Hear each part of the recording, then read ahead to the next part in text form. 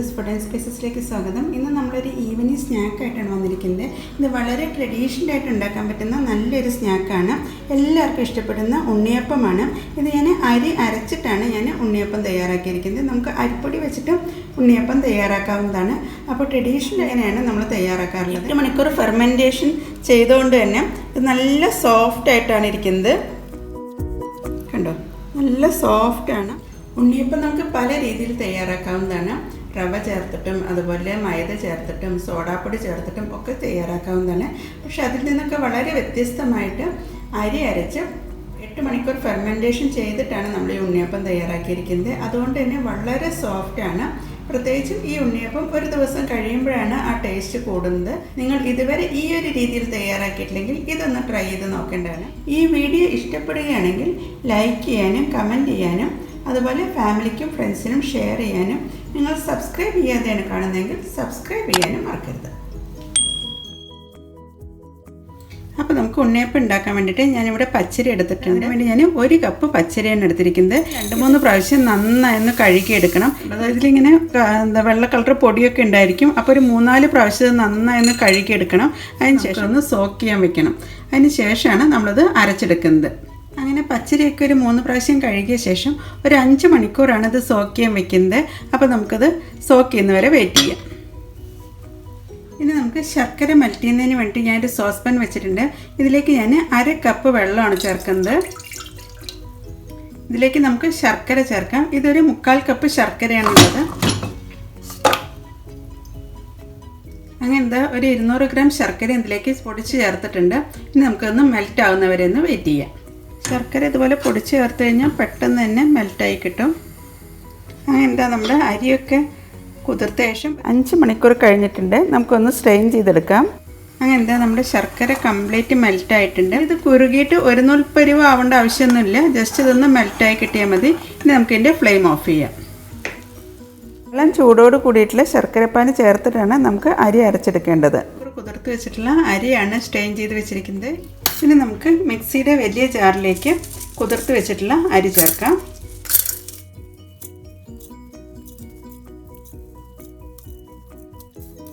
ഇനി അരിയോടൊപ്പം അരയ്ക്കാൻ വേണ്ടി ചേർക്കേണ്ടത് പഴമാണ്. പാളയംകോടൻ പഴമാണ് എടുക്കേണ്ടത്. ഇതുപോലെ പഴുക്കാനായതല്ല, അതുപോലെ നന്നായി പഴുത്തിട്ടുള്ള പഴമാണ് ഇതിലേക്ക് ചേർക്കേണ്ടത്. ഞാനിവിടെ ഇപ്പം 3 പഴമാണ് അതിലേക്ക് ചേർക്കുന്നത്. കഴിയുന്നതും ഇതുപോലെ നന്നായി പഴുത്തിട്ടുള്ള പഴം തന്നെ ചേർക്കാൻ ശ്രദ്ധിക്കണം. ഇനി നമുക്ക് ഈ അരിയിലേക്ക് ഒരു 1/4 ടീസ്പൂൺ ജീരകം ചേർക്കാം. പിന്നെ ഒരു 5 ഏലക്കാക്കുരുവാണ്. അതിൻ്റെ തൊലിയെല്ലാം കളഞ്ഞ ശേഷമാണ് ഇതിലേക്ക് ചേർക്കുന്നത്. ഇനി നമുക്ക് ഇതിലേക്കൊരു 1/4 കപ്പ് ശർക്കരപ്പാനിയാണ് ചേർക്കേണ്ടത്. ഒന്ന് അരച്ചെടുക്കാം. അതിനുശേഷം ബാക്കി ശർക്കരപ്പാനി ചേർക്കാം. പിന്നെ ചേർക്കേണ്ടത് 1 നുള്ളു ഉപ്പാണ്. അങ്ങനെ നമുക്കത് അരഞ്ഞോന്നുള്ളത് നോക്കാം. ഇതാ പകുതി അരഞ്ഞു വന്നിട്ടുണ്ട്. ഇനി നമുക്ക് ഇതിലേക്ക് കട്ട് ചെയ്ത് വെച്ചിട്ടുള്ള പഴം ചേർക്കാം. ഞാനിവിടെ ഇപ്പോൾ 3 പാളയംകോടൻ പഴമാണ് ചേർക്കുന്നത്. പിന്നെ ഇതിലേക്ക് ബാക്കി 1/4 കപ്പ് ശർക്കരപ്പാനിയും കൂടി ചേർക്കാം. എന്നിട്ട് അത് അരച്ചെടുക്കാം. നന്നായി അരയേണ്ട ആവശ്യമില്ല. ഒരു ചെറിയ തരിതരിപ്പോട് കൂടിയാണ് അരഞ്ഞു കിട്ടേണ്ടത്.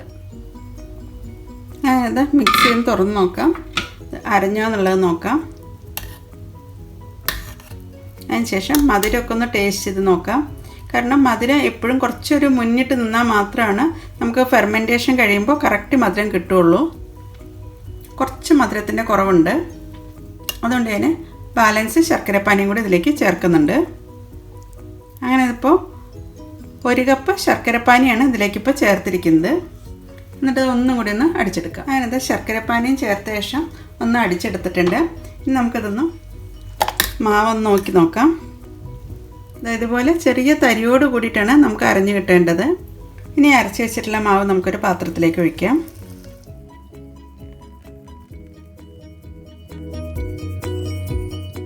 മിക്സി കഴുകിയ വെള്ളം കൂടി ഇതിലേക്ക് ചേർത്തിട്ടുണ്ട്. എന്നിട്ട് നന്നായി ഒന്ന് മിക്സ് ചെയ്തെടുക്കാം. അതിനുശേഷം ഒരു 8 മണിക്കൂർ ഇത് ഫെർമെൻറ്റേഷന് വേണ്ടിയിട്ട് വെയിറ്റ് ചെയ്യണം. എന്നാലാണ് ആ പെർഫെക്റ്റ് ആയിട്ടുള്ള ഉണ്ണിയപ്പം നമുക്ക് കിട്ടുകയുള്ളൂ. നമ്മൾ ഇൻസ്റ്റൻ്റ് ആയിട്ടുള്ളൊരു ഉണ്ണിയപ്പമൊക്കെ നമ്മൾ നേരത്തെ വീഡിയോയിൽ അപ്ലോഡ് ചെയ്തിട്ടുണ്ട്. അപ്പോൾ കാണാത്തവരുണ്ടെങ്കിൽ അതൊന്ന് കണ്ടു നോക്കുക. അങ്ങനത് നന്നായി മിക്സാക്കി വന്നിട്ടുണ്ട്. ഈ ഒരു പരുവത്തിലാണ് നമുക്ക് മാവ് കിട്ടേണ്ടത്. ഇനി നമുക്ക് 8 മണിക്കൂർ കഴിയുന്നവരെ ഒന്ന് വെയിറ്റ് ചെയ്യാം. ഈ പഴത്തിൻ്റെയും ജീരകത്തിൻ്റെയും ഏലക്കയുടെയും നല്ലൊരു ഫ്ലേവറാണ് ഇതിൽ നിന്ന് വരുന്നത്. തേങ്ങാക്കൊത്ത് വറുത്ത് കോരുന്നതിന് വേണ്ടിയിട്ട് ഞാനൊരു തടുക്കാപ്പൻ വെച്ചിട്ടുണ്ട്. ഇതിലേക്ക് നമ്മൾ ഒരു 3/4 ടേബിൾ സ്പൂൺ നെയ്യാണ് ചേർക്കുന്നത്. അങ്ങനെ നെയ്യൊക്കെ ഒരുവിധം മെൽറ്റാവാൻ തുടങ്ങിയിട്ടുണ്ട്. ഇനി നമുക്കിതിലേക്ക് അരിഞ്ഞു വെച്ചിട്ടുള്ള തേങ്ങാക്കൊത്ത് ചേർക്കാം. ഞാനിവിടെ ഒരു 2 ടേബിൾ സ്പൂൺ തേങ്ങാക്കൊത്താണ് ഇതിലേക്ക് ചേർക്കുന്നത്. അതിനുശേഷം ഇതൊരു ബ്രൗൺ നിറമാവുന്ന വരെ നമുക്കൊന്ന് നെയ്യിലൊന്ന് വഴറ്റിയെടുക്കാം. നമ്മുടെ തേങ്ങാക്കൊത്തൊക്കെ നന്നായി മൂത്ത് ഒരു ഗോൾഡൻ കളറായി വന്നിട്ടുണ്ട്. ഞാനിതിൻ്റെ ഫ്ലെയിം ഓഫ് ചെയ്തിട്ടുണ്ട്. ഇനി നമുക്കിത് അരച്ച് വെച്ചിട്ടുള്ള മാവിലേക്ക് ചേർക്കാം. അരച്ച് വെച്ച മാവിലേക്ക് നമ്മൾ വറുത്ത് വെച്ചിട്ടുള്ള തേങ്ങാക്കൊത്ത് നെയ്യോടുകൂടി തന്നെ ചേർക്കാം. അതിനുശേഷം ഇത് നന്നായി മിക്സ് ചെയ്ത് യോജിപ്പിക്കാം. തേങ്ങാക്കൊത്തും കൂടി ഇങ്ങനെ കടിക്കുമ്പോൾ ഒരു പ്രത്യേക ഒരു ടേസ്റ്റാണ് ഉണ്ണിയപ്പത്തിന് കിട്ടുക.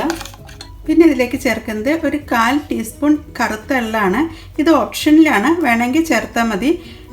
ഉണ്ണിയപ്പം കഴിക്കുമ്പോൾ ഒരു പ്രത്യേക ഒരു ടേസ്റ്റ് കിട്ടും എള്ളും കൂടി ചേർത്ത് കഴിയുമ്പോൾ. അങ്ങനെ എള്ളും കൂടി ചേർത്ത ശേഷം നന്നായി ഒന്ന് മിക്സ് ചെയ്ത് യോജിപ്പിക്കാം. അതിന് ശേഷമാണ് നമ്മളത് ഫെർമെൻറ്റേഷന് വേണ്ടി വയ്ക്കുന്നത്.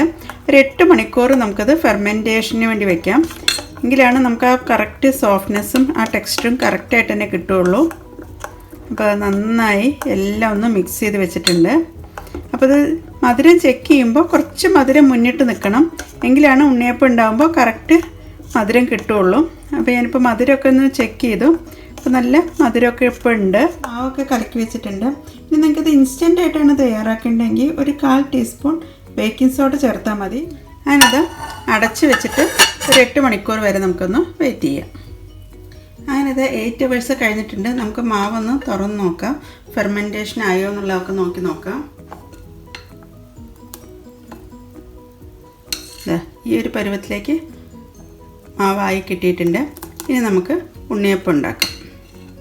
ഞാനിത് ഒരു നോൺ സ്റ്റിക്കിൻ്റെ ഉണ്ണിയപ്പച്ചട്ടിയാണ് വെച്ചിരിക്കുന്നത്. ഇനി നമുക്കിതിലേക്ക് നെയ്യോ വെളിച്ചെണ്ണയോ ചേർക്കാം. ഞാനിവിടെ വെളിച്ചെണ്ണയും നെയ്യും കൂടി മിക്സ് ചെയ്തിട്ടാണ് ഇതിലേക്ക് ചേർക്കുന്നത്. അങ്ങനെത് എല്ലാ കുഴിയിലേക്കും അല്പം നെയ്യ് ചേർത്തിട്ടുണ്ട്. ഇനി ചേർക്കുന്നത് വെളിച്ചെണ്ണയാണ്. ഒരു 3/4 ഭാഗത്തോളം എണ്ണ ചേർത്താൽ മതി.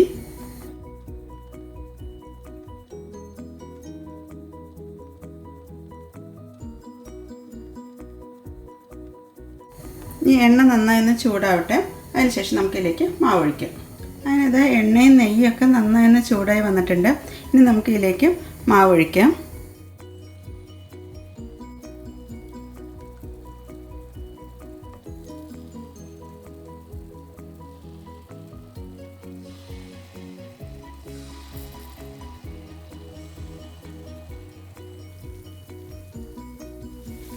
അങ്ങനെ സൈഡൊക്കെ മൊരിഞ്ഞ് വരുമ്പോൾ നമുക്കത് തിരിച്ചിടാം. ആദ്യം ഇട്ടതായിരിക്കും ആദ്യം വെന്ത് കിട്ടുന്നത്.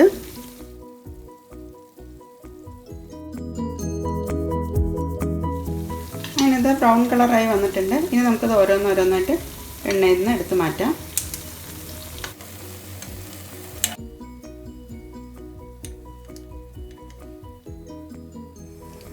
അതിനുശേഷം അടുത്ത ട്രിപ്പും ചേർക്കുകയാണ്. ആദ്യം ഈ സൈഡിലുള്ള കുഴിയിലൂടെ ഒഴിച്ച ശേഷം വേണം നടുവിലുള്ളതിൽ ഒഴിക്കാൻ. ഇതുപോലെ ഒരു ഗ്ലാസ്സിലാവുമ്പോൾ നമുക്ക് പെട്ടെന്ന് തന്നെ ഒഴിച്ചെടുക്കാൻ പറ്റും.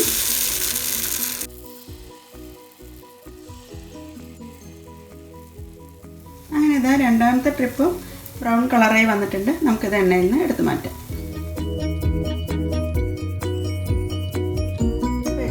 ഇതുപോലെ ഒന്ന് ട്രൈ ചെയ്ത ശേഷം ഫീഡ്ബാക്ക് തരാൻ മറക്കരുത്. Thank you.